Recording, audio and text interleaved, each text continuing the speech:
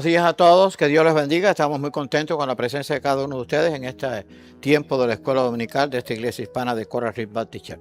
Bueno, vamos a continuar con el Evangelio de Juan. Vamos a continuar con el capítulo 16. Señor y amante Padre, gracias te damos por tu amor, por tu misericordia. Humillados te pedimos perdón por todos nuestros pecados y prepáranos de mente y corazón para recibir la enseñanza de tu palabra.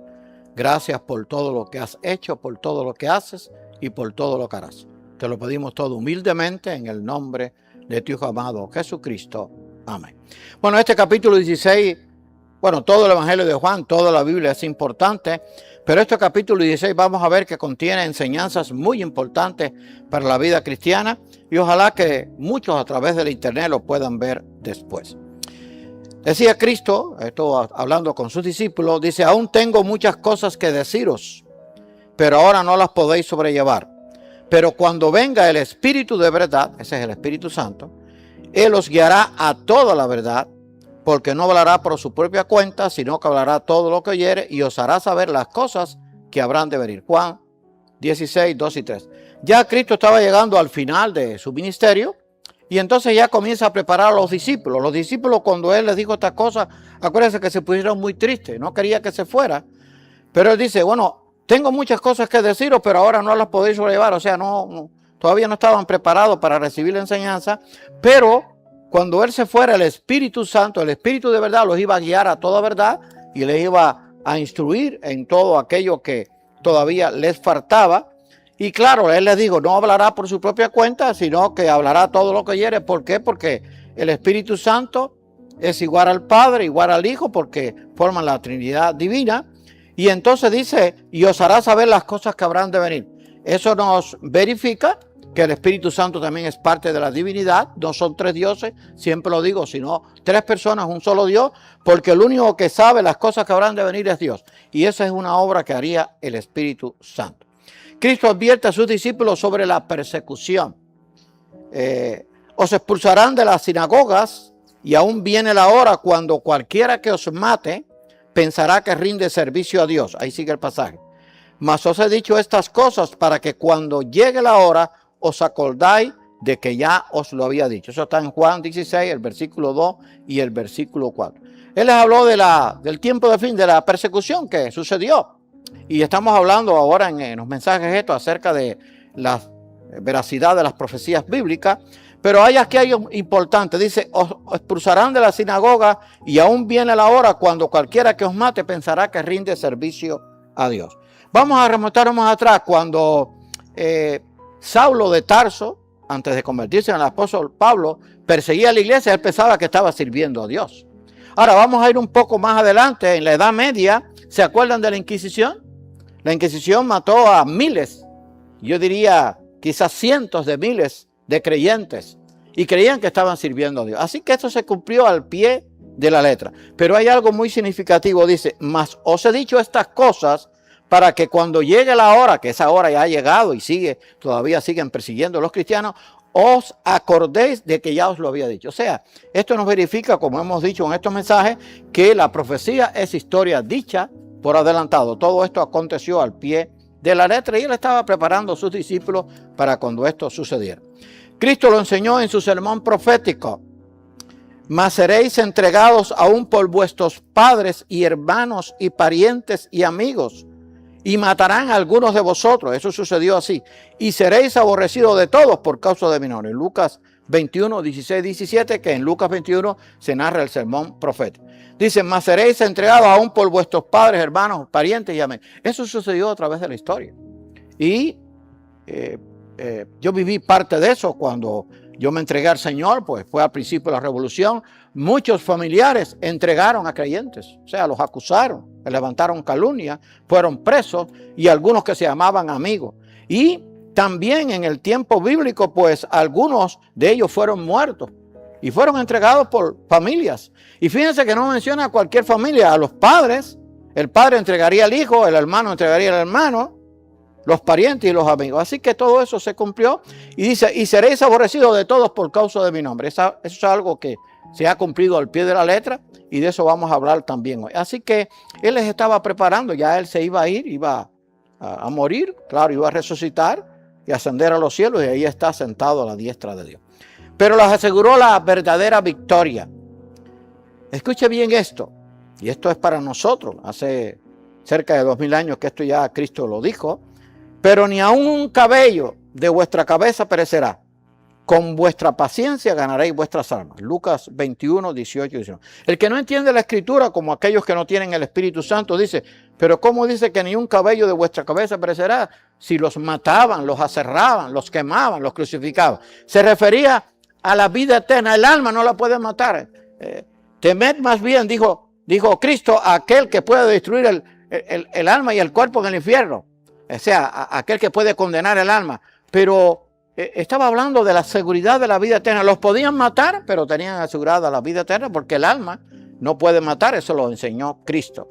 Y entonces dice, con vuestra paciencia ganaréis vuestras almas. O sea, tenían que estar confiados en las promesas de Dios. Era un tiempo muy difícil.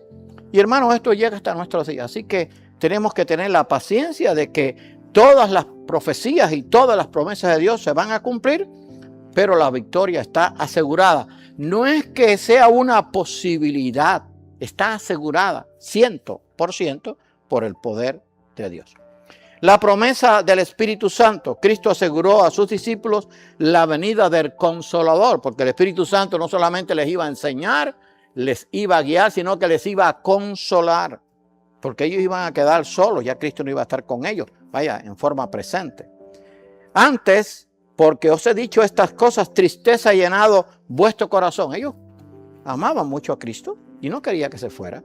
Pero yo os digo la verdad, os conviene, que eso no lo entendieron ellos hasta después, que yo me vaya, porque si no me fuere, el Consolador no vendría a vosotros. Mas si me fuere, os lo enviaré. Aunque dice os lo enviaré, acuérdense que el Padre envió al Espíritu, pero el Padre y el Hijo eran lo mismo. Cristo lo dijo, el Padre y yo uno somos. Eso está en Juan 16, 6 y 7.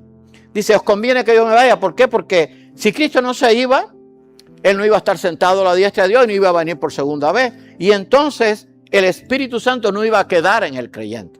Acuérdense que en el tiempo antiguo el Espíritu Santo iba y venía. O sea, venía sobre el profeta, estaba con el profeta, pero no era permanente. Aunque algunos profetas sí lo mantuvieron así, los que fueron fieles. Pero acuérdense de Saúl, cuando el espíritu se fue de él, pues entonces un espíritu malo lo atormentaba y entonces David lo consolaba con el arpa, ¿verdad? Y David fue el escogido por Dios para que después fuera rey en Israel. Así que el Espíritu Santo es el consolador, el que nos consuela, el que nos anima, el que está con nosotros. Y entonces él dijo en ese mismo capítulo, y estará con vosotros y estará en vosotros para siempre. O sea, ya no se iba a ir como sucedía en el tiempo antiguo, que el Espíritu iba y venía. Ahora, la triple obra del Espíritu Santo. Y cuando Él venga, estaba hablando del Espíritu Santo, ya lo estaba preparando. Les quedaba pocos días, o quizás pocas semanas, cuando Él dijo esto. Convencerá al mundo de pecado, de justicia y de juicio. Juan 16, 8. O sea, esa es la triple obra del Espíritu Santo. El Espíritu Santo iba a hacer la obra que Cristo estaba haciendo, le iba a continuar.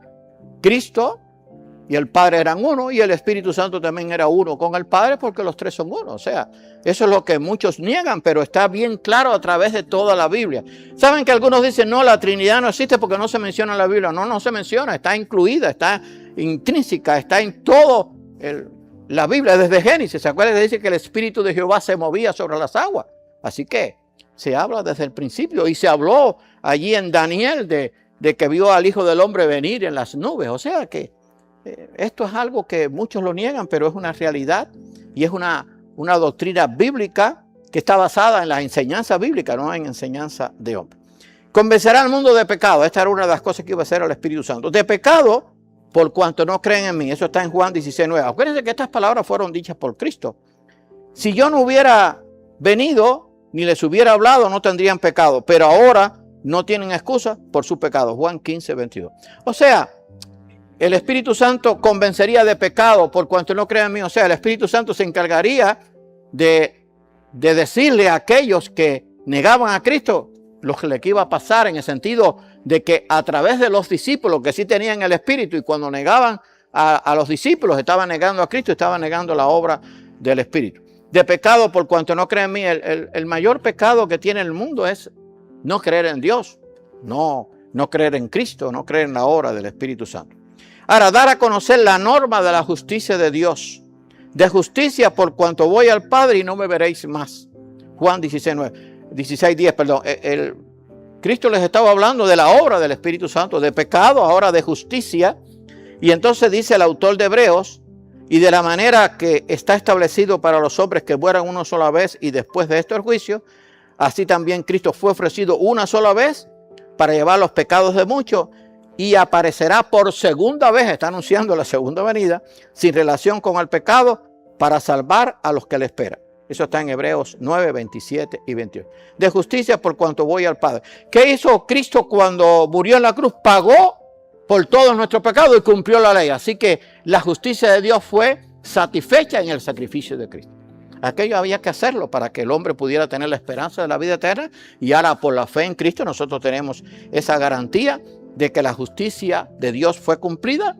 La obra fue allí consumada en la cruz. Y precisamente allí en el Evangelio de Juan, Cristo dijo estas palabras al final, ya antes de morir, unos minutos antes de morir: consumado es, la deuda está pagada. La deuda que teníamos con Dios, pues Cristo la pagó. Y eso es lo que iba a hacer el Espíritu Santo, convencer al mundo de justicia y sobre todo a los discípulos que creían en él. El mundo tristemente los rechaza. Dar testimonio del juicio de Cristo sobre Satanás y de juicio. Y he citado estos versículos, hermanos, porque si no, no entendemos la obra que iba a hacer el Espíritu Santo. Y todo eso está en el capítulo 16 de Juan. Después léaselo, usted va a ver cómo Dios le va a revelar muchas cosas. Y de juicio por cuanto el príncipe de este mundo ya ha sido juzgado.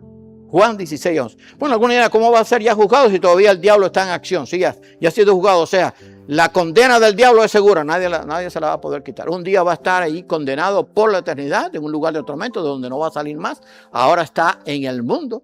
Acuérdense lo que dice allí en Apocalipsis 12, que el diablo, junto con la tercera parte, fue echado a la tierra, iba a perseguir a los que creían en Cristo. Y eso es lo que está sucediendo hoy. Pero dice, y de juicio por cuanto el príncipe de este mundo ya ha sido juzgado. Y cuando Cristo murió en la cruz, venció al que tenía el imperio de la muerte, que era Cristo.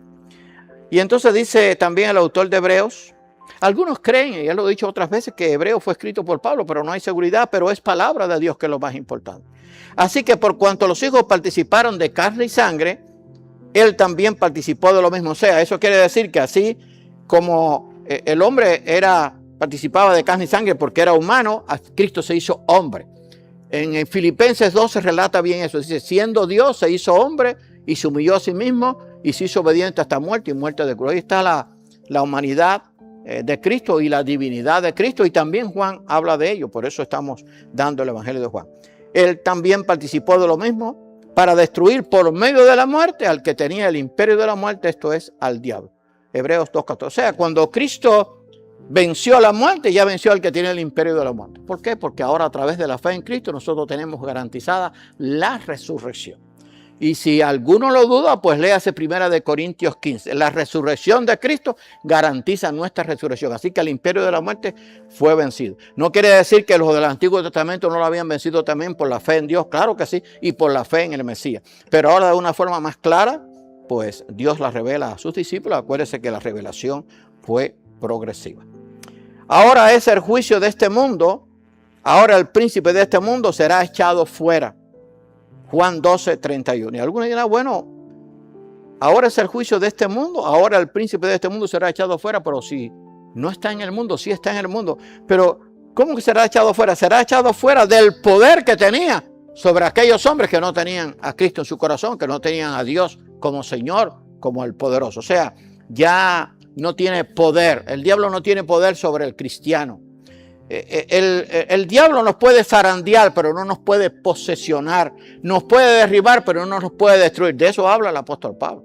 Así que lo que quería decir eso, o sea, ya el príncipe de este mundo es echado fuera del poder que tenía sobre todos los hombres. Y ahora por la fe en Cristo, ese poder estaba echado fuera. Y en el Antiguo Testamento, por la fe en el Mesías que había de venir. La muerte de Cristo en la cruz garantizó la victoria de Cristo sobre Satanás con su resurrección. Hermano, eso es importantísimo porque la victoria de Cristo pues garantiza nuestra resurrección y pues obtuvo la victoria sobre Satanás. Bueno, algunos dirán, bueno, esa victoria todavía está en la batalla final. Sí, pero ya está vencido. O sea, esa batalla está asegurada. Acuérdense que van a haber dos grandes batallas. Eso lo vamos a ver en estos mensajes casi al final. Va a haber la batalla de Armagedón. Eso es cuando Cristo lucha con el anticristo y después de eso viene el milenio. El diablo es atado por 1000 años.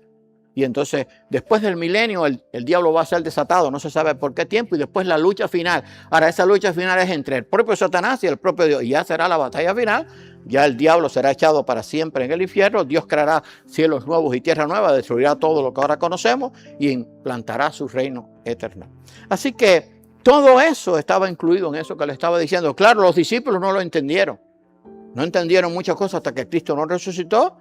Y otras cosas, hermanos, no la entendieron hasta que Cristo, el Espíritu Santo comenzó a obrar en ellos y comenzaron allí a ver cómo todo lo que Cristo había dicho se había cumplido. El Espíritu Santo ha continuado la obra y revelación de la verdad que hacía Cristo. Entonces, fíjense lo que Cristo dijo. Todo esto fue al final ya casi de su ministerio.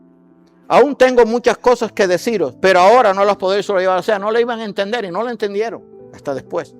Pero cuando venga el Espíritu de verdad, Él os guiará a toda la verdad, no una verdad, a toda la verdad, la única verdad, porque no hablará por su propia cuenta, sino que hablará todo lo que oyere y os hará saber las cosas que habrán de venir. Ese fue el texto que leímos al principio.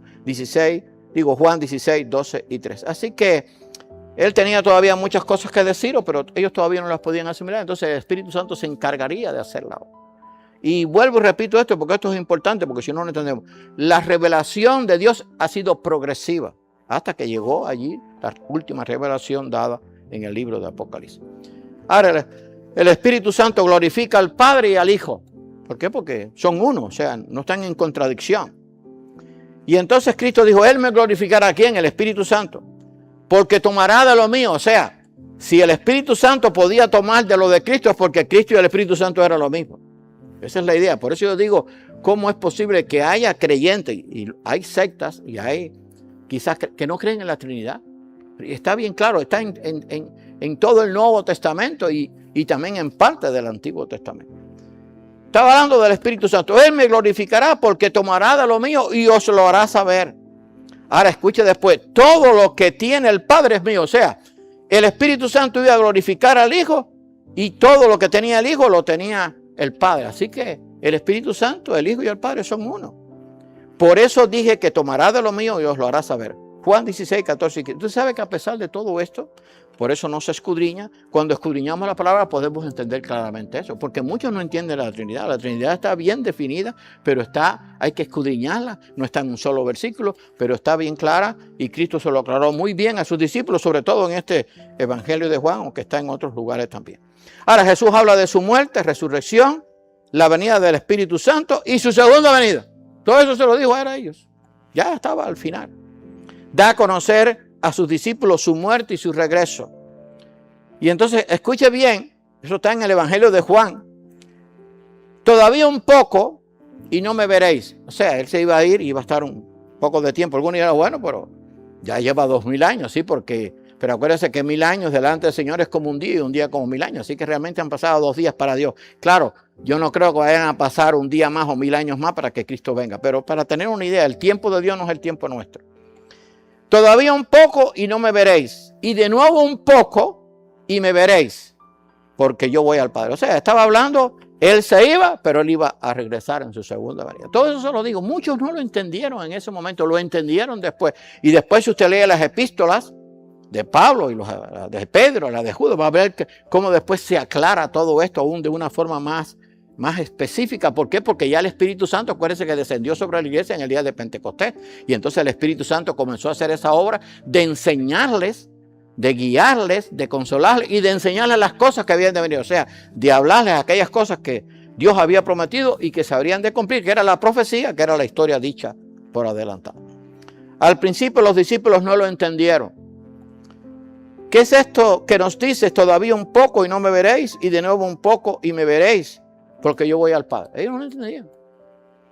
De cierto os digo que vosotros lloraréis y lamentaréis cuando Él fue crucificado, y el mundo se alegrará. Pero aunque vosotros estéis tristes, vuestra tristeza se convertirá en gozo. Eso está en Juan 16, 17. ¿Y cuándo se convirtió en gozo? Cuando lo vieron resucitado. Y claro, después entendieron que Cristo volvería otra vez. Porque acuérdense que Cristo ascendió en presencia de más de 500 hermanos en el Monte de los Olivos. Y ahí mismo va a volver otra vez.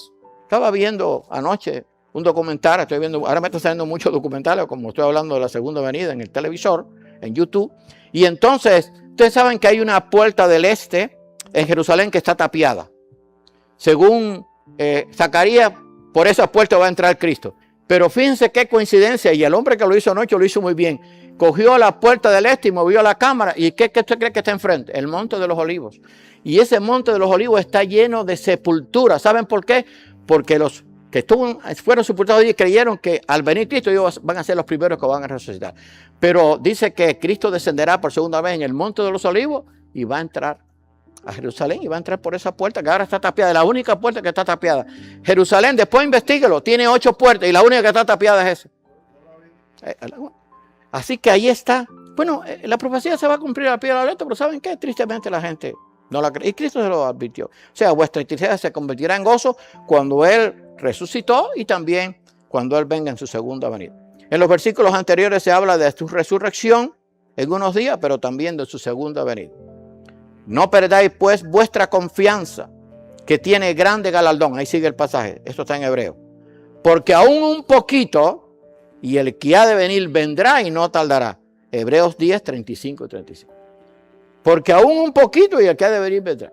Claro que el poquito de Dios no es el poquito nuestro. Si usted dice, bueno, te voy a dar un poquito de comida, a lo mejor son 2 cucharadas. Pero el poquito de nuestro no es el poquito de Dios. Aquí está hablando de tiempo. Para nosotros un poquito de tiempo puede ser 1 hora, 2 horas. Pero para Dios el tiempo no es igual, porque Dios es eterno.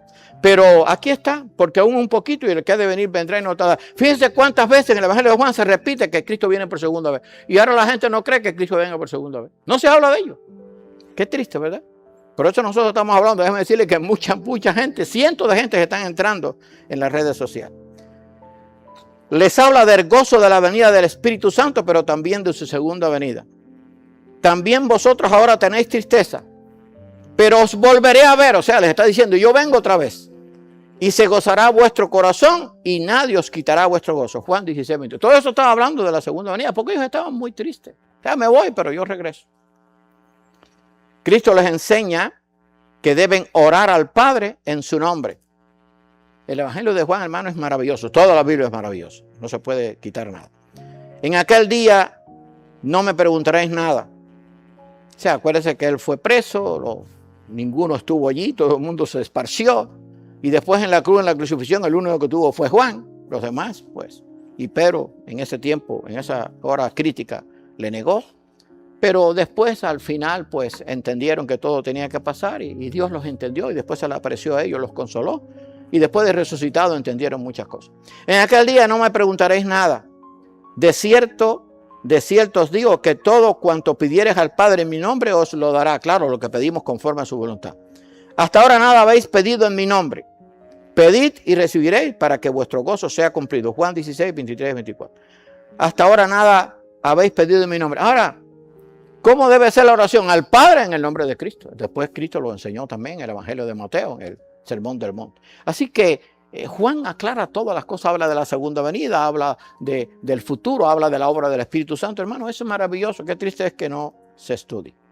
Cristo les asegura que en el mundo tendrían aflicción, pero que debían confiar y tendrían paz. Este texto yo sé que muchos lo han leído muchas veces. Estas cosas os he hablado para que en mí tengáis paz. En el mundo tendréis aflicción, pero confiad, yo he vencido el mundo.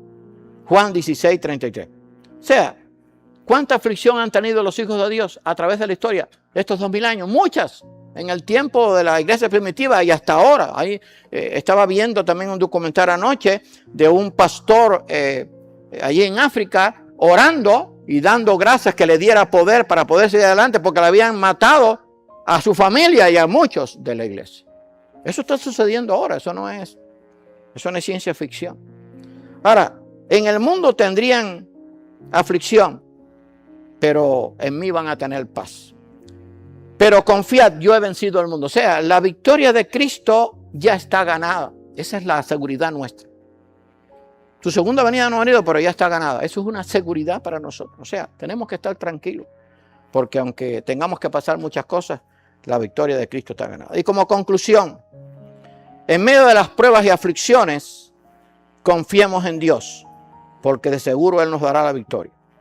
Si confiamos plenamente en su poder, misericordia, cuidado y bondad. Y vamos a ver lo que dice primera de Juan 5. Acuérdense que Juan escribió el Evangelio, escribió 3 epístolas y le fue revelado el Apocalipsis. Así que tiene un contenido. ¿Por qué? Porque acuérdense que de todos los discípulos era uno que más cerca estaba del Señor. Estaba siempre recostado sobre su pecho. Eso nos enseña, hermano, que mientras más cerca estemos de Cristo a través del estudio de su palabra, de la oración de nuestra vida cristiana, pues más bendición vamos a tener. Y Juan tuvo una bendición que no tuvieron otros, ¿verdad? Y vamos a ver que en medio de las aflicciones podemos estar seguros que Dios nos va a dar la victoria si confiamos plenamente en su poder, misericordia, cuidado y bondad. Y dice este pasaje que yo sé que es conocido por muchos. Porque todo lo que es nacido de Dios vence al mundo. ¿Quién es el que es nacido de Dios? Cuando uno cree en Cristo es nacido de Dios. La obra del Espíritu Santo viene y se queda con nosotros. Y nos redarguye, nos limpia, nos hace personas nuevas, cambia nuestros pensamientos, nuestros sentimientos, nuestra voluntad. Y es como decía Pablo, el que está en Cristo nueva criatura es, las cosas viejas pasadas. Así que Dios vence al mundo y esta es la victoria que ha vencido al mundo. Nuestra fe, escribía Juan. ¿Quién es el que vence al mundo? Sino el que cree que Jesús es el Hijo de Dios. Primera de Juan 5, 4 y 5. Y fíjense que no dice quién es el que vencerá al mundo. ¿Quién es el que vence al mundo? O sea, lo vencemos. Ahora, no es por nuestro poder, no es por nuestra capacidad, no es por nuestro intelecto, no es por nuestro conocimiento. Es por el poder de Dios, por la misericordia de Dios, por la bondad de Dios y por la obra que hace Dios en nosotros a través del Espíritu. Que Dios nos bendiga, hermano, y que podamos enseñar esto a otros. Y oren para que muchos puedan entender estas cosas que a veces no se estudian. Yo a veces digo, ¿cómo no se hacen estudios así? Qué triste es. Que hay que invertir tiempo, sí, pero hay que instruir a la iglesia. Y lo maravilloso de esto para mí es que yo también aprendo, yo también recibo. ¿Por qué? Porque tengo que escudriñar, tengo que buscar. Pero hermano, la palabra de Dios ha sido dada no simplemente para leerla una vez a la semana o una vez por el día, es para escudriñarla en los estudios, para buscar, para ver el poder de Dios, para ver las maravillas. Que Dios nos bendiga y que oremos para que otros puedan entender que la victoria de Dios está asegurada, su segunda venida está a las puertas y un día, no muy lejano, estaremos para siempre en su reino eterno. Señor y amante Padre, te damos gracias por tu amor. Te damos gracias por las enseñanzas que tiene el Evangelio de Juan y toda tu palabra, que nos hace ver claramente que tenemos asegurada la victoria a través de la fe en Cristo y que nada ni nadie nos podrá separar de ese amor, de esa victoria. Gracias porque un día reinaremos en ese reino eterno por los siglos de los siglos. Bendice esta iglesia, bendice a la iglesia americana. Sé con cada iglesia a través del mundo, con cada pastor, con cada misionero, con cada evangelista. Y sobre todo sé con esos países donde hay persecución, donde hay oposición, donde hay guerra, donde hay corrupción, donde hay violencia. Para que tu pueblo pueda seguir proclamando la verdad de tu palabra. Gracias por todo. Te lo pedimos humildemente en el nombre de tu Hijo amado Jesucristo. Amén. Bien, que Dios los bendiga.